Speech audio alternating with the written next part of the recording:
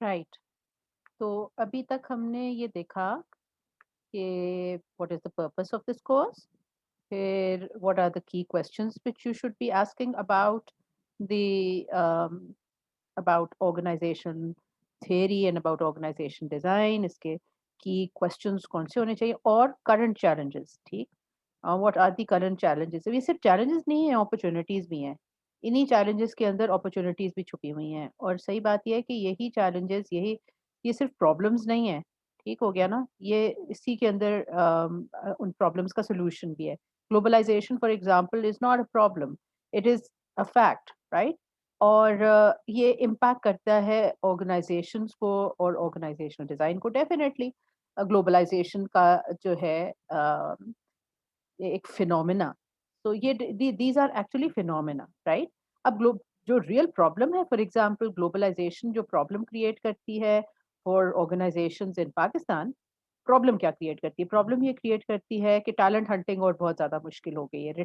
Talent retention बहुत ज़्यादा मुश्किल हो गई है। जो लोग हैं, जो मोस्ट टैलेंटेड इंडिविजुअल्स हैं, they would prefer to work in countries abroad where the working conditions are better, where the payments are better, etc., etc. Opportunities are more. तो उनको रिटेन करना जो है वो that's a problem now, right?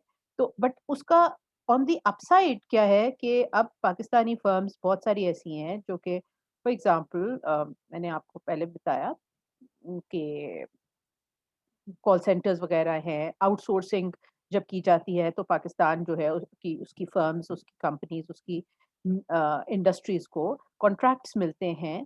और ये सारा आउटकम इसीलिए है क्योंकि ग्लोबलाइज़ेशन के प्रोसेस में स्ट्रेटेजिक पार्टनर करती हैं फॉरेन फर्म्स, और लार्जर ऑर्गेनाइज़ेशंस जो हैं, they go everywhere in the world, तो पाकिस्तान के अंदर इन्वेस्टमेंट वगैरह भी आती है, राइट? सो व्हेयरएज़ जो लोकल फर्म है, उसके लिए प्रॉब्लम्स हैं क्योंकि उसके लिए टैलेंट रिटेंशन वगैरह मुश्किल है। लेकिन एट द सेम टाइम अगर वो पार्टनरशिप क्रिएट करे विद फॉरेन फर्म्स, तो that can be advantage. Accordingly जो है वो ऑर्गेनाइजेशन डिजाइन होना चाहिए। इसी तरह कंपटीशन बहुत ज्यादा है, ठीक है, मानते हैं competition is more, but then it keeps an organisation on its toes because it's knows that it has to innovate or otherwise it will perish. So that's why it gives its best output at the lowest possible cost, and that keeps the customers happy, so the greatest value is created. So that's good. I mean, the otherwise the companies would simply be exhorting the customers. इस तरीके से customers के पास advantage होती है, perfect competition बनता है, और उसकी वजह से जो है वो value creation ज्यादा होती है. So that's good for the company because then it can stay as innovative and alive as possible.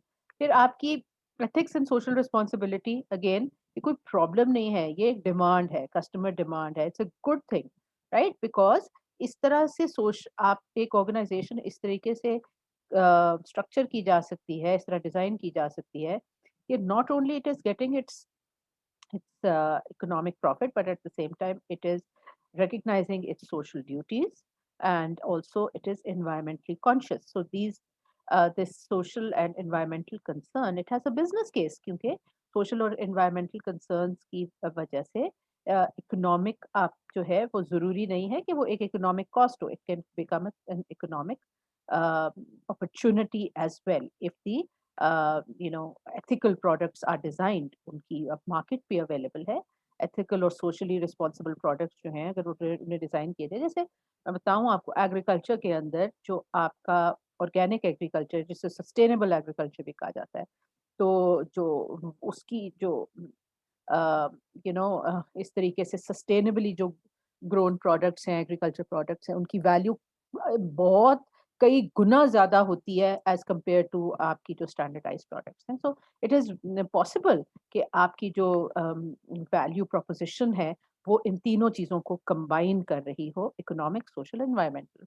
Similarly आपकी जो स्पीड एंड रिस्पॉन्सिवनेस है, ये एक सोल्यूशन है to the various expectations of shifting expectations of customers as well as organizational crises को overcome करने के लिए स्पीड और रिस्पॉन्सिवनेस की जरूरत होती है। और हमने देखा है कि ये स्पीड और रिस्पॉन्सिवनेस जो है कोविड 19 में हमें हमें कुछ हद तक नजर भी आई है कि इसको एक और बड़ा बहुत अच्छा वर्ड यहाँ मैंने लिखा हुआ, लेकिन आप इस वर्ड को यूज़ करें, उसको कहते हैं पिवट।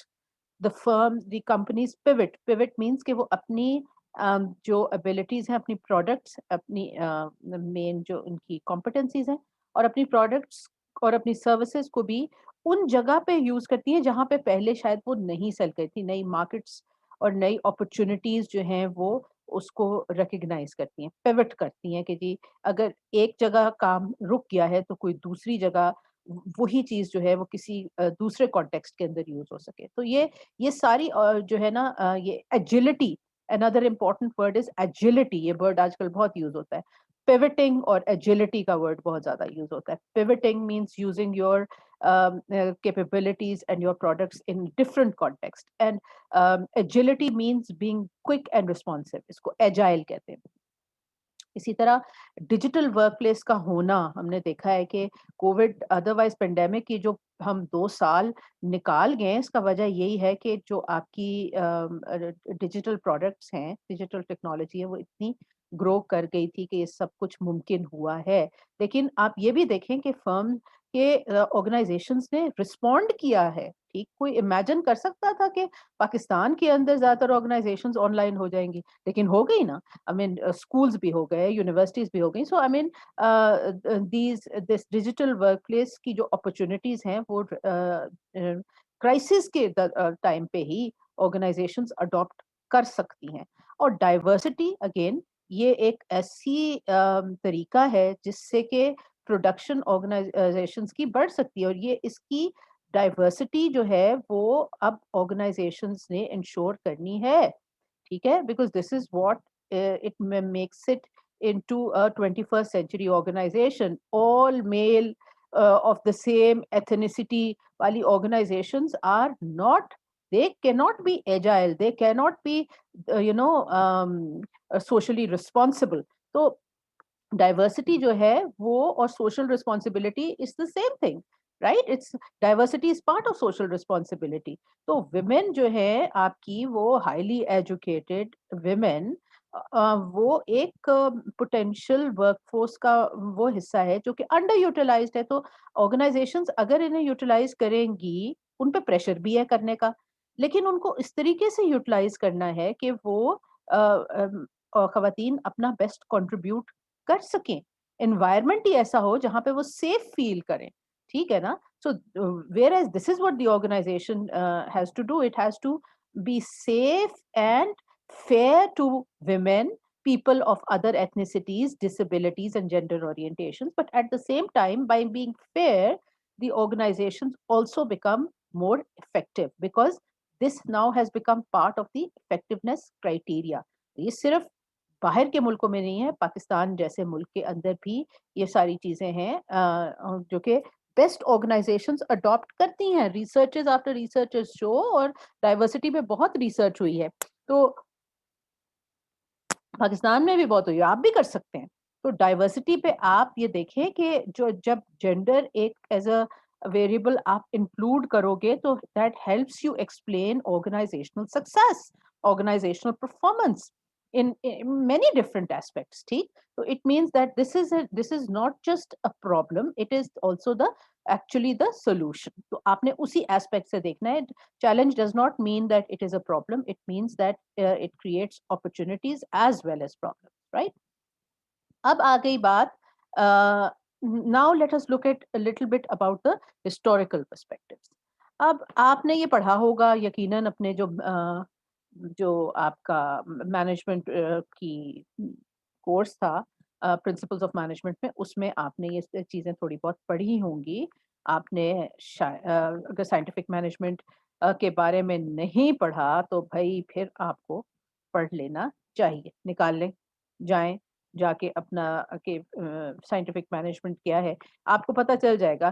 कई बहुत सारी किताबों में फ्रेडरिक विंस्लो टेलर, ये देखो मैंने नाम भी लिखा हुआ है, फ्रेडरिक विंस्लो टेलर, इसको कहा जाता है is the father of modern scientific management. ठीक है, 1909 में इसने प्रिंसिपल्स ऑफ साइंटिफिक मैनेजमेंट लिखी थी। तो यहाँ से मैनेजमेंट एज अ साइंस को इस्टेब्लिश किया गया। Not that management activities were not happening before, नहीं, I mean, agar if the pyramids were built, so obviously huge number of people were organized, and there was uh, a very clear cut structure in the way this whole project must have been managed. तो project था और management हो रही थी, लेकिन और Frederick Taylor के बाद इस सब को लिखा गया और इसको एक साइंस बनाया गया, ऑर्गेनाइज्ड बॉडी ऑफ नॉलेज बना, ठीक है। ये 20th सेंचुरी में था, लेकिन तब की मैनेजमेंट और आज की मैनेजमेंट में बहुत फर्क है। तो important thing to remember here is कि तब की मैनेजमेंट, उसको जैसे हम जो क्लासिकल कह सकते हैं, इसको हम क्लासिकल पर्सपेक्टिव भी कह सकते हैं। तब की जो मैनेजमेंट है, that is early 19th century, when all this was not only being practice but also being written down and made into a body of knowledge। तो ये अर्ली 1900s की और आज 21st सेंचुरी में बहुत ज़्यादा फ़र्क है। वो क्या, वो उसका उसका रीज़न ये है कि ज़ाहिर है हालात बदल गए हैं, टेक्नोलॉजी बहुत ज़्यादा बढ़ गई है और बहुत ज़्यादा कॉम्प्लेक्सिटी आ गई है, ठीक है? बहुत ज़्यादा कॉम्प्लेक्सिटी आ गई है, व्हिच मीन्स के और चेंज का जो पेस है वो बहुत ज़्यादा इंक्रीज़ हो गया, और बाकी सारे चैलेंजेस भी जो कि मैंने आपको बताए हैं, इससे पहले हमने जो चैलेंजेस डिस्कस किए थे। Due to all those reasons, globalisation हो गई है, फिर उसके बाद आपकी हाइपर कंपटीशन हो गया, etcetera etcetera. Due to all these reason which have been shown here as the challenges, uh, due to all these are the different reasons due to which the management, scientific management of the 19th century in its original form is no longer is it can be considered as the model for the organization design, because at that time efficiency was the only important criteria। आगे हम जाके देखते हैं, efficiency का मतलब यही है कि use of minimum resources, which means that whatever the resources are, utilizing them, you go for the greatest output. And that's precisely what Frederick Winslow Taylor teaches you, that if there is a particular workforce, then it should not be working any way it wants. It needs to be properly trained, and there is one best way of doing everything, and that should be scientifically determined what is the best way of completing a particular task. तो उस वक्त तो tasks ही हुआ करते थे ना, because most of the work was being done through human labor. So at that time, so yes, these scientific management techniques were very useful, because it was highly applicable to the conditions of that early 19th century. और similarly scientific management से पहले वैसे Henry Fayol के 14 principles of management भी आए, जो कि probably अभी भी quite useful है, या मैक्स वेबर की आइडियल ब्यूरोक्रेसी जो है उसकी थ्योरी भी आई, जो अगेन बड़ी यूजफुल है। लेकिन in their original form what happens is that these are not very responsive to change. These principles are not very responsive to change. And secondly, they are treating, they are considering that the organizations are like machines. They are supposed to be like efficient, well-oiled machines, and it is associated with hierarchy and bureaucratic organizations। Bureaucratic organisations का क्या मतलब है? Bureaucratic organisations का मतलब ये है जहाँ पे बहुत सारे रूल्स एंड रेगुलेशंस होते हैं, जो कि डिटरमिन करते हैं कि ऑर्गेनाइजेशंस को किस तरीके से उसमें कंडक्ट होगा। बहुत ज्यादा रूल्स एंड रेगुलेशंस वाली जो ऑर्गेनाइजेशंस होती हैं उनको ब्यूरोक्रेटिक ऑर्गेनाइजेशंस कहते हैं, जो कि rules as long as they are there and they are fair, and the people who are working, they are selected on merit, it's not a very big problem. But the problem only becomes that these organizations become too large and these rules become too dominant, and sometimes many a times the final objective of the organization is sidelined and only the rules are adopted, ठीक है, जिसे हम red tape कहते हैं। ये red tape वगैरह problems सारी ये थी, और मोस्ट इम्पॉर्टेंटली यहाँ पे the only objective is to make the organisation more efficient. अभी हमें पता है कि एफिशिएंसी के अलावा इफेक्टिवनेस का जो क्राइटेरिया है वो बहुत ज्यादा एनलार्ज हो गया है, बहुत तेजी से चेंजेस आ रहे हैं, और जो बाकी चैलेंजेस आपको बताए उस चैलेंजेस के साथ ये classical perspective in its original form it cannot deal with that kind of change. So therefore इसके बाद हम ये भी देखते हैं कि अच्छा, आपने बाय द वे, मैंने ये जो नाम लिख दिए हुए, मैं इनके काम, इनकी थेरीज को यहाँ पे एक्सप्लेन नहीं कर रही, विच डज नॉट मीन कि आपको ये नहीं आनी चाहिए। मैंने नाम लिख दिए, मिड टर्म एग्जाम में मैं इसके ऊपर डिटेल्ड क्वेश्चन आपसे पूछ सकती हूँ, ठीक है। I might ask you to compare two of them और समथिंग लाइक दैट। इसी तरह क्लासिकल पर्सपेक्टिव के बाद, ये तो अर्ली 19th सेंचुरी का था, अर्ली 20th सेंचुरी जो है वो जो है 19th century and earlier 20th century, mid 20th century, ये जो क्लासिकल पर्सपेक्टिव है, these are the late 19th century and early 20th century. अब मिड 20th सेंचुरी तक, तब तक ये क्लासिकल पर्सपेक्टिव्स जो थे मैनेजमेंट के, यही दे were the dominant thought.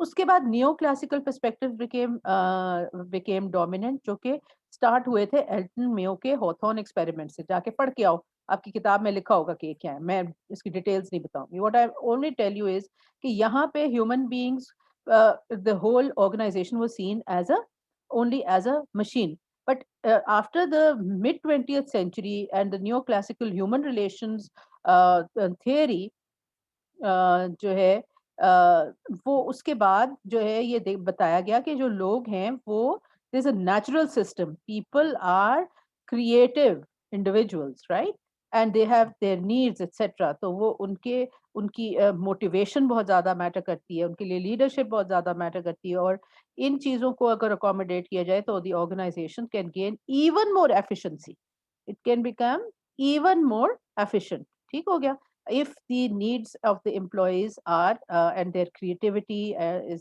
taken into account and their motivation is taken into account, and that the external environment is also very very important in terms of determining the output of the organization। It cannot stay closed। ये तो यहाँ तो classical perspective looks only internally, it's a close perspective. यहाँ पे फिर अब हम systems approach की बात करते हैं, और हम ओपन सिस्टम्स को एक्सेप्ट किया गया after the mid 20th century.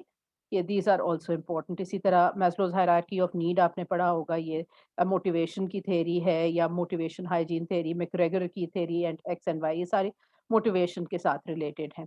और तो ये सारे नियो क्लासिकल पर्सपेक्टिव हैं ह्यूमन रिलेशंस, जहाँ पे again the human element and the human feelings and the human groups and the way the culture impacts the human productivity। ठीक हो गया, ये सारी चीजें they became part of the management science as well, right। आप but again ये यहाँ पे भी the change of pace was very minimal। तो ये भी जो न्यू क्लासिकल पर्सपेक्टिव्स भी हैं, ये कोई रैपिडली चेंजिंग एनवायरनमेंट या जिस किस्म के चैलेंजेस हमने अभी डिस्कस किए हैं, ये उस was not very responsive to it, so that's why the contingency perspective became more important, let's say, since the 1960s and the 70s, after the two world wars। So these perspectives then become important, where the entire effort is to find a fit between situational factors and organizational structure। यानी इन किस हद तक जो है वो एक organisation के अंदर जो ह्यूमन एस्पेक्ट्स हैं उसको इम्पोर्टेंस देनी चाहिए, और किस हद तक जो एफिशिएंसी क्राइटेरिया उनको इम्पोर्टेंस देनी चाहिए। It depends on the situational factors, and that's what the contingency theory tells you, that situational factors are also extremely important. So you can say in a way contingency theory is explains the open systems perspective। ये जो open systems का idea है, ये contingency theory इसको एक step further लेके जाती है, और the whole effort during this contingency of this contingency perspective, which is relevant to this day, is to find the best fit between the situational factors and the organizational design। ये है contingency perspective situational factors और design के अंदर। और last आखिरी जो चीज है, जो कि जिसको हम कहेंगे पोस्ट मॉडर्न पर्सपेक्टिव, यानी कि वो perspective which is relevant in today's time. It takes into account all these different challenges which we have written down, right। तो वो उसमें जो है वो फिर लर्निंग ऑर्गेनाइजेशन, बहुत तरीके के नए मॉडल्स आए हैं, लेकिन लर्निंग ऑर्गेनाइजेशन उसमें से हम डिस्कस करेंगे। इसी तरह ओपन इनोवेशन भी स्टडी करेंगे, क्योंकि ये पोस्ट मॉडर्न पर्सपेक्टिव वो है जो कि you know which is relevant currently as well as in the future. Even the contingency perspective is still extremely powerful, but still ये कोई हम कह सकते हैं कि ये पोस्ट वर्ल्ड वॉर टू यानी जो ये पर्सपेक्टिव है ये 1960s का पर्सपेक्टिव है, ठीक है। तो ये पर्सपेक्टिव जो है ये अभी भी बहुत रेलेवेंट है, लेकिन most relevant is this post modern perspective because it is clearly adapted to today's challenges, today's conditions.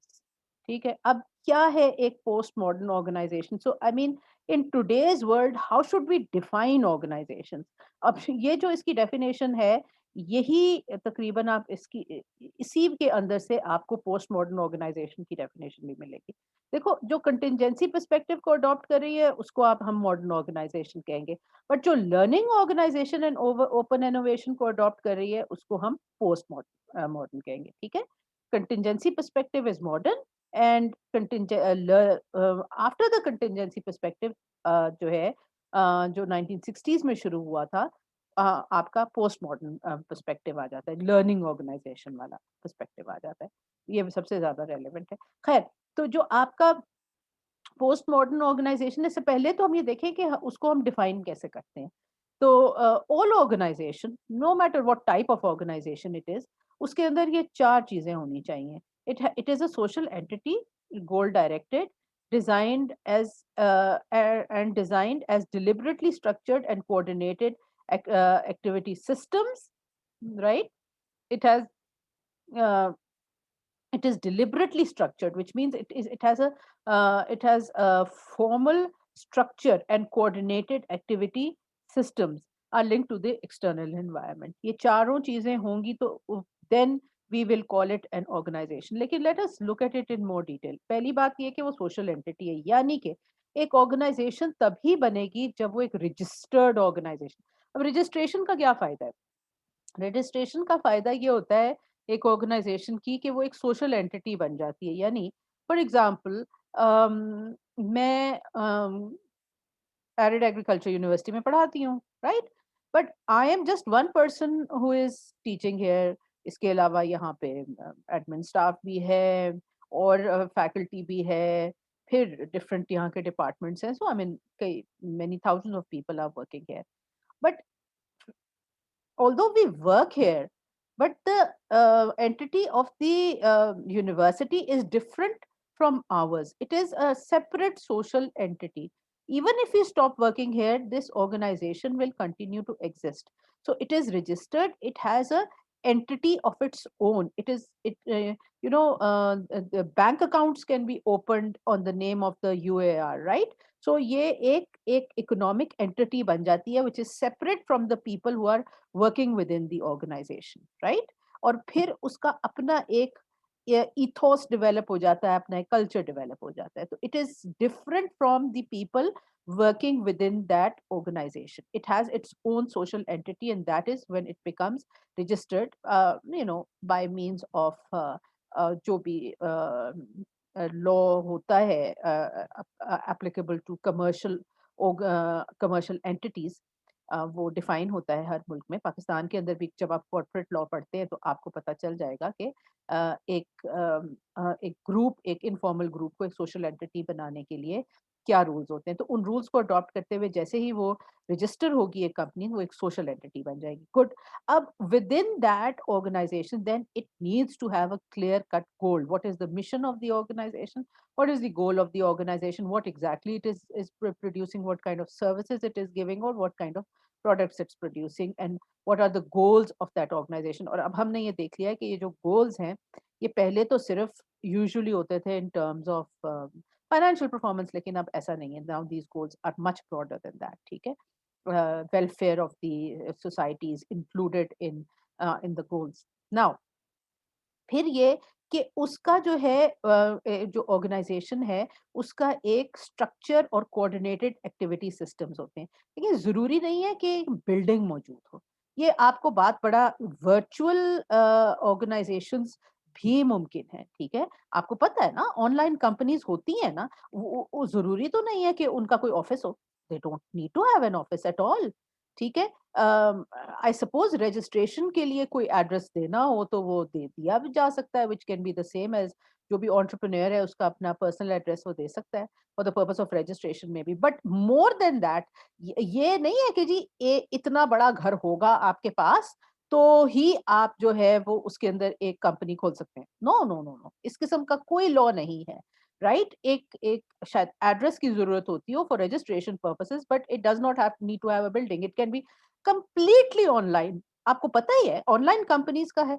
इस बट ऑनलाइन कंपनीज़ भी अगर हों, तो उनका एक स्ट्रक्चर और कोऑर्डिनेटेड एक्टिविटी सिस्टम ज़रूर होंगे। इसका मतलब है कोई ना कोई बैकएंड पे बैठा हुआ जो है वो उसकी सारी जो एक्टिविटीज़ हैं उनको चला रहा होगा, उनको कोऑर्डिनेट कर रहा होगा, व्हिच मीन्स डिलीवरीज़ हैं, receiving the merchandise you know and delivery etcetera, etcetera. जो भी काम एक जो कंपनी वो कर रही है उसकी उसकी फाइनेंशियल्स, उसकी एचआर वो काम तो चल रहे। ये कोऑर्डिनेटेड एक्टिविटीज़ जो हैं ये बैकएंड के ऊपर चल रही होती और ये ऑर्गेनाइजेशंस के लिए बहुत ज़्यादा ज़रूरी हैं which enables them to have these the goal directed behavior. And last of all, it is linked to the external environment. It's not organizations never operate in isolation. They are linked to the external environment. जाहिर है कि वो जो भी produce कर रही है वो अपनी इंटरनल उसकी यूटिलाइजेशन तो नहीं है ना, उनके उसके एक्सटर्नल कस्टमर्स भी होंगे और मोर इम्पोर्टेंटली बहुत सारे उसके स्टेक होल्डर्स होंगे, राइट? अब ये तो कोई भी organisation whether it is a modern और even a classical organisation will fulfil all these four criteria, even अगर वो क्लासिकल ऑर्गेनाइजेशन है। सपोज के हम कहें कि मिलिट्री, मिलिट्री भी तो एक ऑर्गेनाइजेशन है ना, ओके? मिलिट्री अब is it a social entity? In many cases it is. It is a social entity, right? Because it is separate from those who are partaking in it, right? Goal directed, yes, they have clear goals। similarly structured and coordinated भी हैं और linked भी हैं external environment के अंदर जो उनकी उनका एनिमी है और जो उनकी उनकी बाकी मिलिट्री की जो भी सर्विसेज हैं वो भी एक्सटर्नल एनवायरनमेंट के अंदर ही उन्होंने डिलीवर करनी है ना। ये सारी बातें तो सही हैं, मानते हैं हम। And that is how you will determine whether group of people constitute an organisation, ये चार। लेकिन मैं हम तो ये देखना चाह रहे हैं कि क्या वो पोस्ट मॉडर्न ऑर्गेनाइजेशन है। अब मैंने आपको मिलिट्री का एग्जांपल इसलिए दिया क्योंकि यूजुअली वो एक उसमें रूल्स एंड रेगुलेशंस बड़ी क्लियर होते हैं, लाइन ऑफ कमांड जो है वो होता है बहुत वेल एस्टैब्लिश, जो वो हेनरी फ्योल वाली सारी चीजें थी, SP the cop this that. So it is a highly structured and bureaucratic organization, but an organization nevertheless. Question is it a postmodern organization?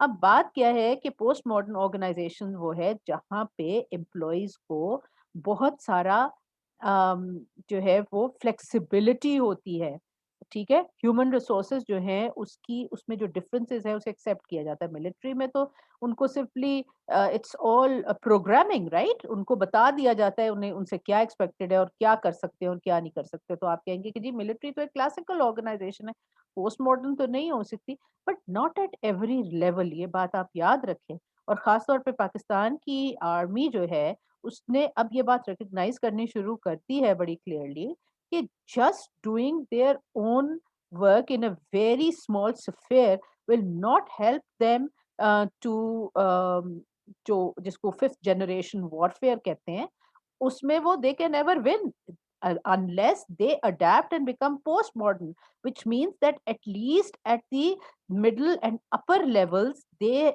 must try to empower the empower their officers in such a way। Again आपने देखा होगा military के अंदर खवातीन की कितनी ज्यादा उन्होंने उन्हें इंक्लूड करना शुरू कर दिया, राइट? कभी कोई इमेजिन कर सकता था women being actually part of elite forces? No, but now they are, right? तो डाइवर्सिटी एक्सेप्ट की है ना उन्होंने। तो इसी तरह हॉरिजॉन्टल कोऑर्डिनेशन भी बहुत इंपॉर्टेंट है और इंटरैक्शन बहुत इंपॉर्टेंट है। आईएसपीआर आप देखो पाकिस्तान का आईएएस पीआर वो इवन ड्रामास प्रोड्यूस कर रहा है, किस लिए? ताकि वो अपना पॉइंट ऑफ व्यू जो है वो पहुंचा सकें in new and innovative ways to the public, right? So to some extent वो जो इवन जो मिलिट्री है in the current times, it is trying to reform itself, it's trying to build its new image as a postmodern organization, that which is accepting the challenges, as we have already discussed before, accepting the challenges and also the opportunities. तो वो एक post modern organisation बनेगी। वैसे किसी भी organisation की ये definition है। पहले आप देखेंगे कि क्या वो उस डेफिनेशन पे पूरा करती है, फिर उसके बाद आप ये देखेंगे कि क्या वहाँ पे एम्प्लॉयज़ को जो है ह्यूमन रिसोर्सेज और एम्प्लॉयज़ की क्रिएटिविटी को यूटिलाइज किया जा रहा है, उन्हें स्पेस दी जा रही है, और उनकी जो है वो creative abilities को best utilize किया जा रहा है through greater horizontal coordination, which means that they are people are allowed to a large extent have autonomy. They know what to do. They are not complete. They are more or less self-directed. ठीक हो गया ना? तो वो ही एक organisation होगी which we can call a post modern organisation. और ऐसी ऑर्गेनाइजेशन की सारी चीजें उसी में लिखी हुई हैं।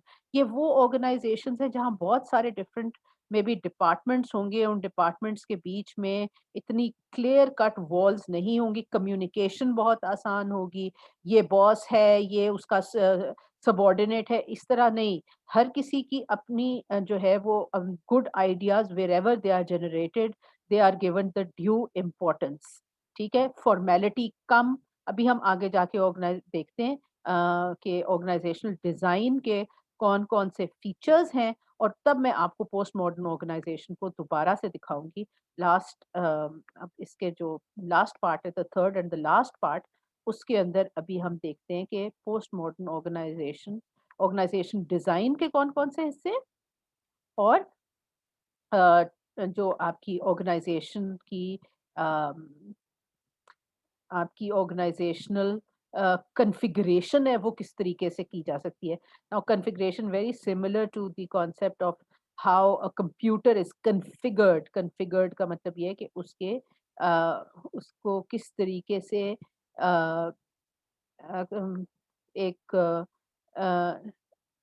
कमांड्स इस तरीके से दी जाएँ, ठीक है? कंप्यूटर कॉन्फ़िगरेशन का क्या मतलब है कि उसको इस तरीके से उसके डिफ़ॉल्ट को सेट कर दिया जाता है कि जो मुनासिब है according to requirement of the user.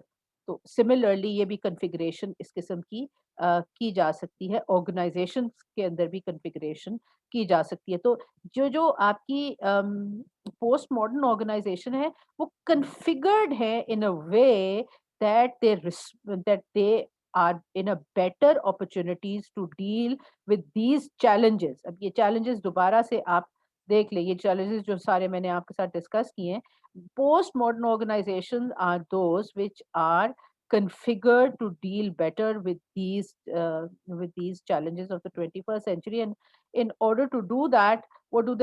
They empower the employees. They are structured into smaller departments so that there's greater coordination of work activities. The communication is simpler and easier. There are few rules and regulations. The employees are self-directed. There is good coordination between the departments, right? And there is the flexibility, and there is diffusion of knowledge, which means if the idea is conceived somewhere, then it's the entire company owns it. And similarly, it is very interactive with its customers and suppliers, and even with the competitors, right? Even with the competitors, the postmodern organizations are not fighting a war with its competitors। ये बात बहुत important है, याद रखें। competitors, postmodern organizations are even cooperating with their competitors, so they don't think that they are fighting a war. There's a new concept, it is called co-opetition, which means cooperation and competition at the same time. When you have to compete, you compete. And then there are times when you don't compete, but collaborate, even with those who are your competitors. That is what makes a postmodern organization. तो जब मैं आपको postmodern organization में open innovation पढ़ाऊंगी, तो उसमें आप देखिएगा यही idea co-opetition का, that instead of being only fighting with the competitors, you think that there is going to be time when you need to compete. For example, in terms of the cost at which a particular service or a product is being offered to the customers, okay, there you have to compete. But when you are talking about developing absolutely new products, totally new products, or innovating, then over there the competition uh, can be seen as a collaborator even. So creating these linkages has become extremely important for the postmodern organization, not just thinking of itself, but thinking of the strategic partners as well. So अब जो वो कह रहे हैं ना कि the boundaries of the organization, they are becoming blurred, right? The organization by no means has to do everything on its own. Many of the things it the organization can then have the partners which are performing those functions. जैसे outsourcing की हमने पहले भी बात की, तो ये post modern organizations है. अब again, at the end of the day, they are simply configured to deal with the current challenges, right. अब ये बाकी जो है ऑर्गेनाइजेशनल डिजाइन के डिफरेंट डायमेंशंस, और उसके बाद जो मैंने आपको कहा था ऑर्गेनाइजेशनल कॉन्फ़िगरेशन, ये फिर मैं आपको अगले वाले लेक्चर में बताती हूँ, ठीक, क्योंकि ये अब टाइम खत्म होने लगा, so I am to stop here.